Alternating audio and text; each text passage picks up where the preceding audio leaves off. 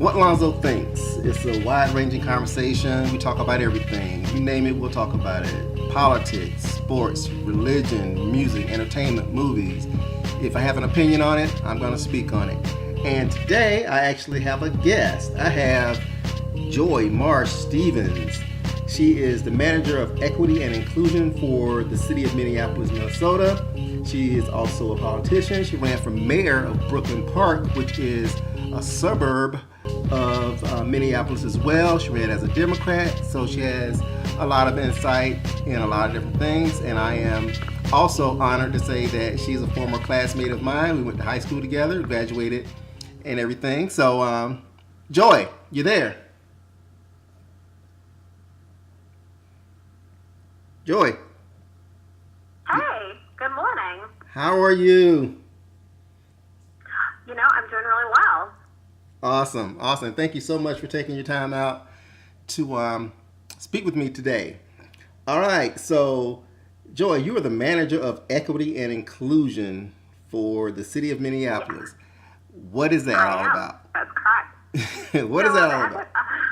What is that? Yeah. That is a great question.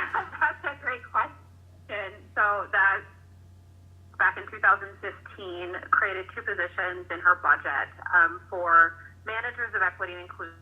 One who focuses on the enterprise, which means working with our city staff and those who support our elected officials to help them better understand racial equity so that we can think about race we do on communities of color and on our Native American population.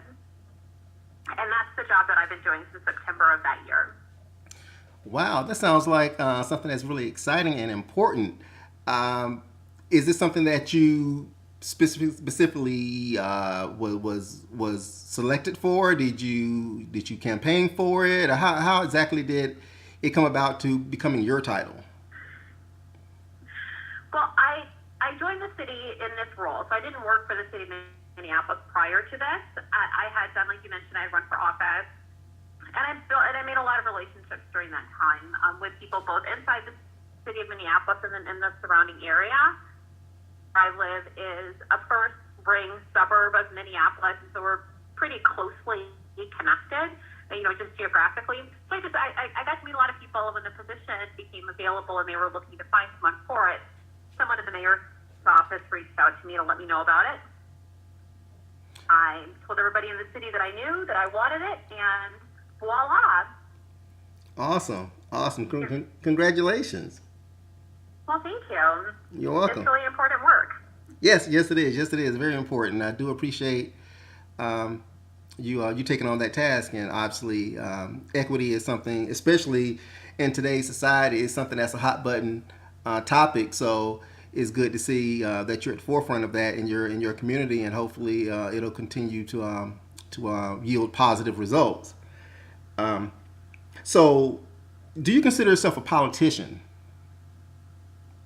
No, I don't. And not because I think there's anything wrong with being a politician, but I consider myself fundamentally, even when I ran for office, I was on a ballot and I was competing to be elected into a position, but my background is more as a community organizer, and so that's the hat that I wear no matter what my professional job title is. That's my role. It's really about helping individual people find the power of their voice and their story, and using these voices collectively to create the political will or to shift the political will. Governments and our systems and institutions work in ways that are much more equitable and meet the needs of everybody that lives inside of our community. I see. And that word politician, it means a lot to a lot of different people. And of course, the layperson, like myself, I consider myself a layperson when it comes to politics. When we think of politicians, we think of slick, oiled, greasy, liar, will do anything to get elected, someone that can't be trusted, someone who is not open-minded, someone who's not bipartisan, things of that nature. So as an insider, as someone who works in that arena, how accurate is that conception? I think politicians get a bad rap. It does have a negative connotation to it. Oftentimes, it's, we draw our own conclusions about what it must be like to be in a specific role. And I'll even use a sports example, which is really funny since I'm not a sports person.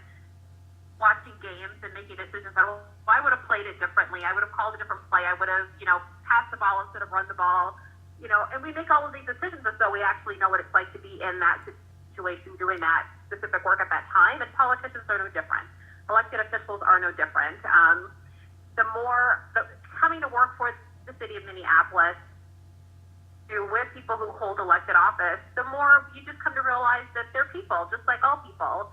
And no matter what role you're in, particularly if you're in a role where you have a degree of power and influence, it is a juggling act to be able to negotiate all of those voices and opinions and people who want you to do things a certain way.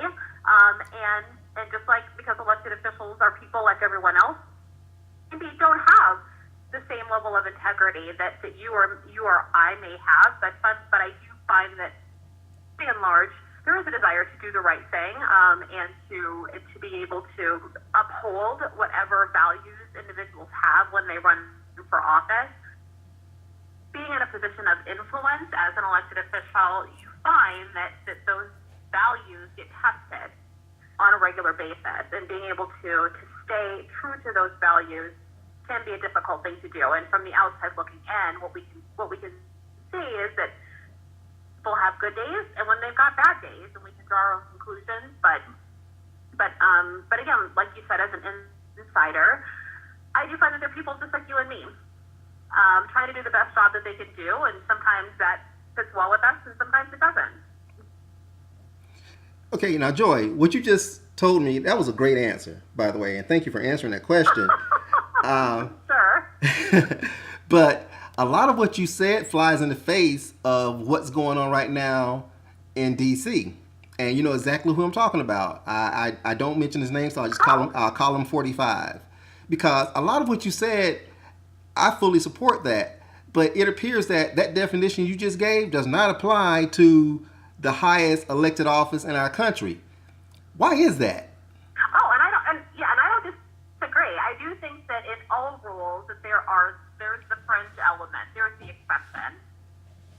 Not represent the typical elected official or the typical politician, or even the typical person who's in a position of authority. Certainly he represents some people. He has a base. His voice speaks for many people in this nation. It's unfortunate is currently holding the highest office in our land, because he's able to influence a lot of really negative behavior. If we look at Charlottesville, for instance, this Unite the Right, this white supremacist, white nationalist become ignited by 45's voice and the voice of those with whom he surrounds himself. But I don't necessarily look to him and say that he's typical. So yeah, my frame and my perspective around elected officials or those individuals who run for office is more the typical person. He's not typical. He's in a very different sort of spot. And speaking from that place, and it's amazing he even got elected to that office in the first place. But it says a lot about who we are as a nation, that he did get elected. So that begs another question, and it's very important as a manager of equity and inclusion. I'm going to go out on a limb and assume that the Minnesota, Minneapolis, Tri-City area is predominantly white. Am I correct? Yeah. So as a manager of equity and inclusion, what kind of roadblocks do you run into in your current position? Are there roadblocks? Are you welcome? Is it a situation where you have to navigate certain areas, and do you have to use kid gloves when you deal with certain situations? Kind of expand on that for me. So trying to lead racial equity work is going to be difficult no matter where you are. There are difficult conversations. They force people to think about themselves and to have will have the opportunity to start within themselves and think about who it is that they are and how it is that they show up, and what it is that sometimes for those who have long-held power, the dominant community, to be able to be thinking about how do we share power and invite more people to come to the table. difficult, no matter where you are. So, yes, Minneapolis is a predominantly white community. Minnesota state is a predominantly white state. It is, like the rest of the nation, becoming increasingly black and brown as we see more and more people of color who are moving to our nation, who are coming in as immigrants or as refugees into our communities, but then also seeing that that we just have more and more people who, like our fastest growing population, are going to be kids under the age of 18 in that community in Minnesota, at least, is predominantly people of color. Being the case, while we are becoming increasingly diverse, if we think about our state or our city over time, that's a new phenomenon for us. There are certainly parts that had a much longer history of people of color being in large numbers in those communities with white people. That's newer for us in Minnesota. I mean, the European settlers came in, ran out all the Native American people, claimed all the land, and it was really just them, so they could make laws that satisfied them. But now over time, that's beginning to change. So even though the demographics are shifting, culturally as a city, our mindset is that we're very progressive. Everyone's welcome. We want everybody to have a great opportunity. But the challenge, like, so you asked the question, like, where the roadblocks are. The roadblocks come in when we have to actually test people's desire to be progressive and people's desires to think about equity and actually confront the fact that we actually do have laws in our books, and we have had past practices and we have current practices that create barriers to live their best lives. We have done harm with our systems and with our laws that have created the very economic and social inequities that exist for people of color in Minnesota and for Native Americans. Actually confronting that question is difficult for people to do that. That being said, Joy, I refuse to believe that, and I'm not speaking strictly about Minnesota, I'm speaking about the country as a whole. I refuse to believe that the white supremacist, alt-right, Nazi movement is a small faction within the white community. I think it's much larger than the media lets on, that anyone would ever admit to. I think it's prevalent throughout the white community. It's just that it's not verbalized or it's not acted out. But I think a lot of folks are looking at what's happening now, especially what happened in Charlottesville, and they are smiling to themselves. That's just my opinion. I hope I'm wrong, but I don't think that I am. In your opinion, how accurate is that statement? From my experience, the sorts of folks who showed up in Charlottesville trying to uphold this white nationalist, white supremacist mindset, I do believe that these are a fringe element. I do not believe that they represent, that they are not the silent majority where people are sitting back saying, finally, I've got voice. I find that most people are appalled by these voices coming forward. That being said, everybody has bias. Everybody carries some level of opinion unconsciously about someone who's different from them. If it's about race, if it's about religion, or some other cultural aspect of a community, everybody carries that. As a white person who may not have grown up in community with black people, that individual may have opinions about black people. Do I think that that person is necessarily racist?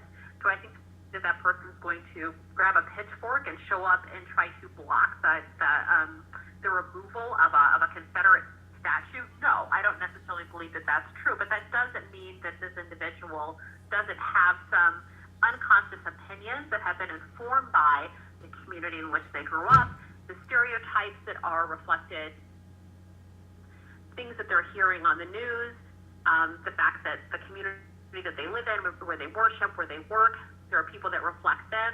Certainly people do carry those sorts of biases into the world and into the way that they relate to each other, but I don't think that means that people are inherently racist, even though they uphold racist systems, if that makes sense.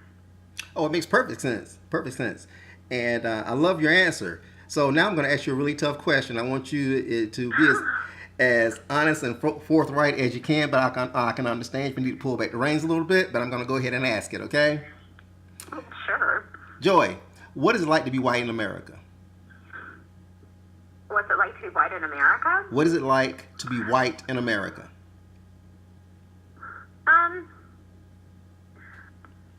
Well, I think it depends on who you are as a white person in America. Quite frankly, I mean, I've never been white in America. I've been a black person my entire life. Well, that's what I want to know. I want to know. Sure. I want to know. But I've also, so I spent most of my life growing up in predominantly white neighborhoods, relating predominantly to white people in white systems, which certainly doesn't make me an expert. And this work that I do every single day, everything I do, like, there's always a conversation when Joy shows up in the room. Joy's the person who's thinking about race. She's the person who's going to be encouraging other people to think about race. And because the city that I work in, as an enterprise, is over 70% white people. It's predominantly white men. And then the second largest group is going to be white women who work inside of the city of Minneapolis.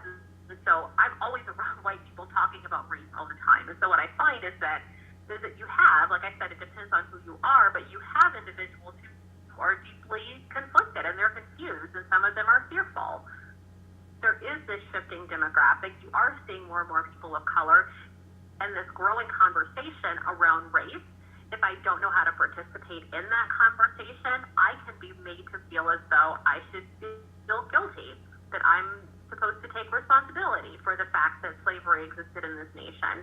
I'm supposed to take responsibility for the fact that for the genocide of Native American people in our nation, or I'm supposed to take responsibility for the things that on a national level. So it's a period of deep conflict and pain and fearfulness, and in some instances, you may have people who are actually thrilled the fact that this is changing, and they're wanting to find ways to actually get into this conversation and be part of this work, and are investing themselves in deepening their understanding of just who it is we've been as a nation, so that they can be part of moving the nation forward.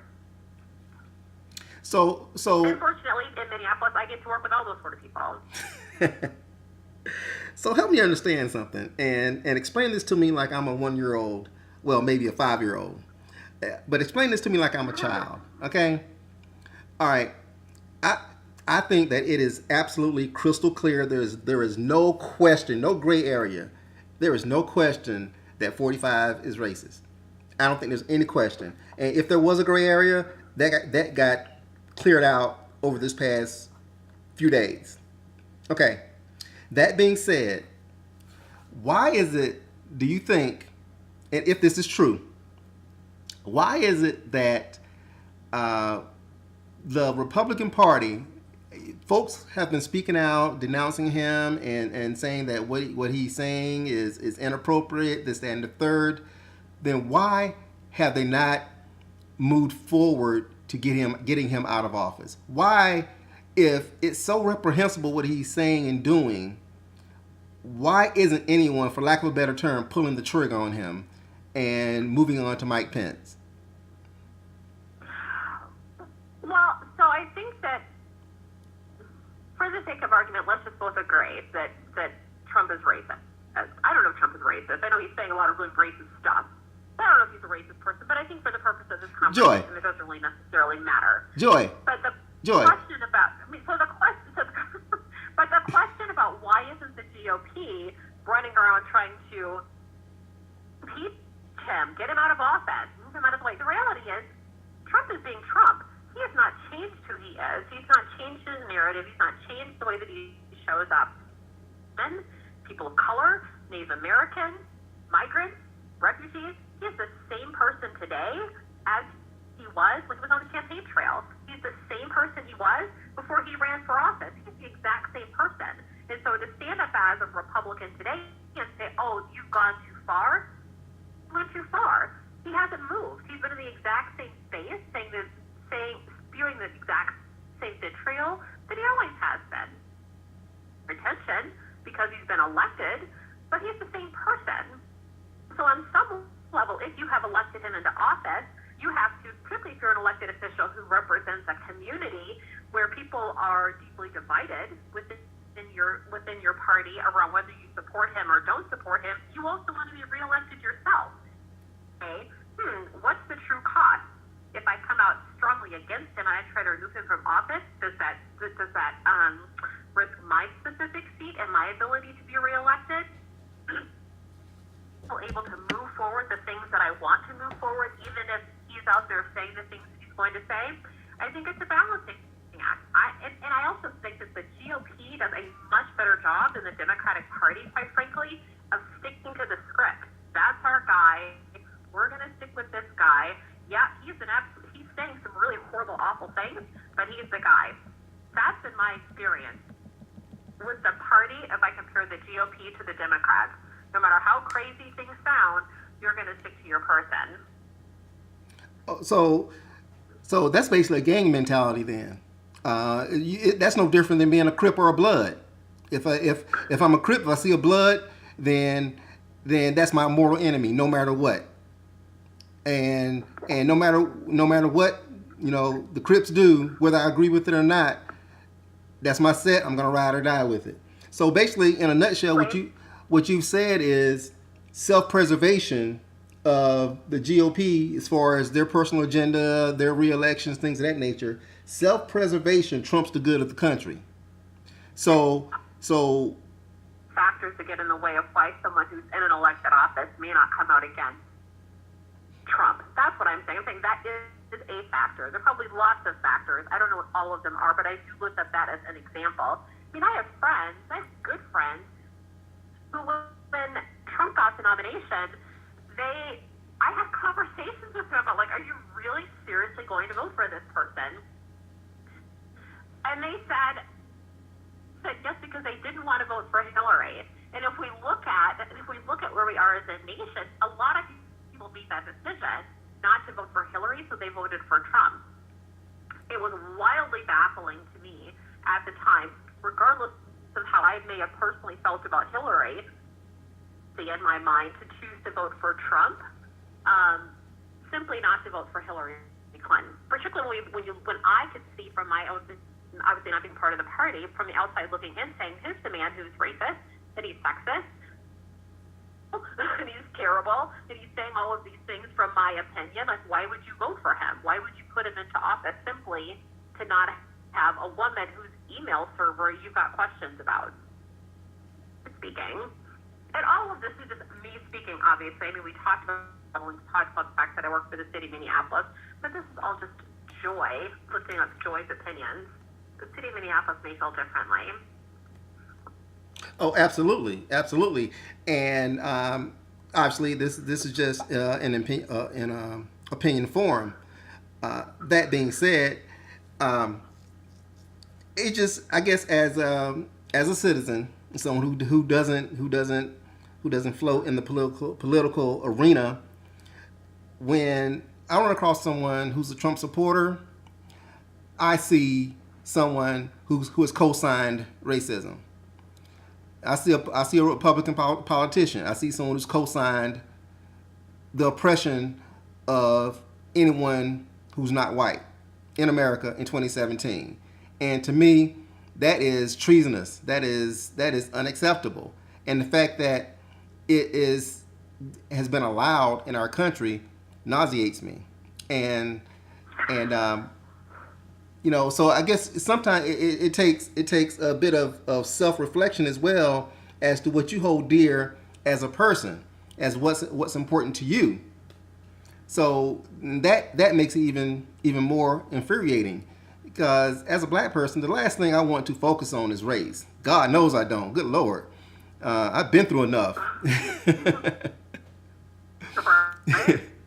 But it's like, and folks say, well, you're playing the race card. You're playing the race card. You're playing the race card. I'm not playing the race card. I don't play games. I play dominoes. Okay, I don't play cards. So it's impossible to escape race when everything that's happening in our country now is within that forum. So how do we coexist? So I think what's interesting about this new phenomenon that's coming, and I even I hesitate to even say that it's a new phenomenon. The reality is that the issues that are coming out, that are capturing the attention of, are not new issues. These are issues that have existed in this nation forever. When Europeans set foot on soil and began to take, the lead in the removal of native people from this land and the stealing of their land from them, that was the beginning of conflict, and of conflict between white Americans, indigenous people, that only got more and more exacerbated when Africans were brought over as slaves from other non-white identified nations, began to call this nation home. But the issues that are coming up are not new issues for us, and for many people, even seeing 45 being elected and seeing this changing sort of national narrative, to look back and say, what's new? This is the same thing I've been dealing with my entire life. And so when you say, well, I don't want to talk about race because we're tired of talking about it. But it's not a new phenomenon. And any one of us, when you mentioned about folks who are in the Republican Party who voted for Trump, or those who don't say anything, for example, being complicit, all of us find ourselves in places where we're being complicit, where we see injustice taking place in front of us, and we don't say anything. We don't do anything. We say, well, that's not my business. That's not my responsibility. Or I'm tired of having that conversation. We'll let somebody else do with that. That's not my job. Moments when we're complicit. So if nothing else, hearing this national narrative shift and become more divisive, and become more filled with hate, and become more filled with othering of people who are not white, who are not wealthy, who are not privileged, all of us have a responsibility that's being amplified around stepping up and saying, this is not going to be okay. If I'm a white person and I have needed to actually have these conversations with my cousin who went to Charlottesville, or with my sister who is sympathizing with the protesters on the alt-right, then as a white person, it's my responsibility not to say that that's someone else's job. Covered on his podcast. Joy's got it covered with the equity and inclusion work in the city of Minneapolis, but all of us have an opportunity to speak out against what's happening, and not just speak out privately, but speak out in every single opportunity that we can to make different decisions on how we're voting and who we're supporting for elected office, and building relationships at all levels of government, particularly at the local level, which is under deep scrutiny from the feds, to say, how do we make sure that the decisions that are being made about my life every single day in the city council, with my county commissioners, or whomever is representing me at the local and regional level, to make sure that the individuals making these decisions are doing what's in the best interest of everybody that lives in my community. But all of us have to step up. I totally agree. And once again, awesome answer. But I'm going to change speeds on you now. I know you're kind of pressed for time, so I'm not going to hold you too much longer. But I have two more questions for you. Okay? I have a huge bone to pick with you, and I'm going to make it public. Okay? You live in Minneapolis, Minnesota, correct? Yes, I do. Okay. And before we start this podcast, you told me that you lived there for decades, and you have never been to First Avenue. No, I'm not. I've got a bone to pick with you. So here's your chance to defend yourself nationally. Defend yourself before I cuss you out. Why in the world can you, a black person from Warner Robins, Georgia, who knows I love Prince, live in Minneapolis and never once take your ass to First Avenue? Go.